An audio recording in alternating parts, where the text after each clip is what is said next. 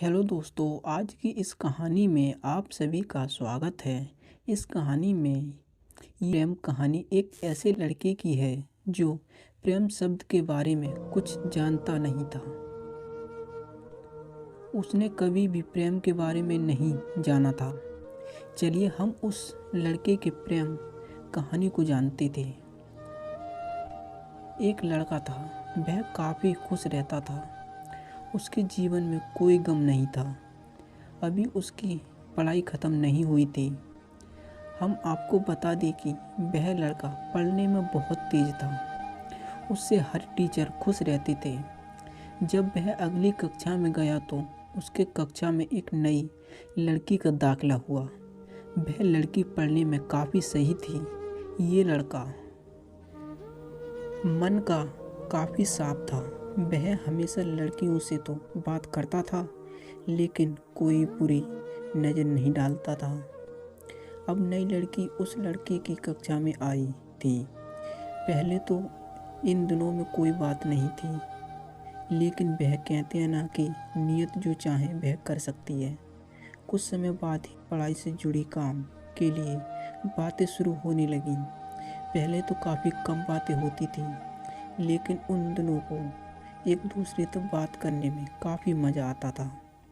वह अब बहुत सी बातें करने लगी। उन्हें अब धीरे धीरे प्रेम भी होने लगा, लेकिन उन्हें इसका पता नहीं चला।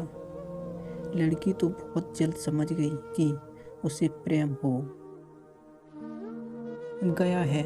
वह लड़के के साथ रहने के लिए तैयार हो गई, लेकिन लड़के को कुछ भी नहीं पता था। वह बस इसको दोस्ती ही समझता था।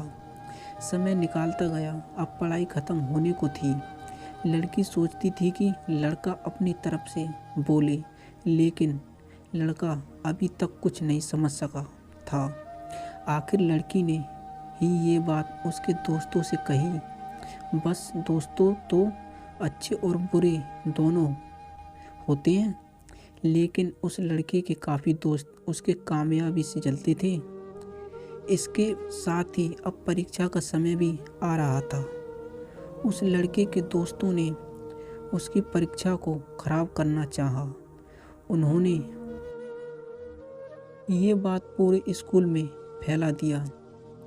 जब ये बात टीचर तक पहुंची तो वह इस पर विश्वास नहीं कर पा रहे थे। उसके बाद ये बात लड़के के पास भी पहुंची।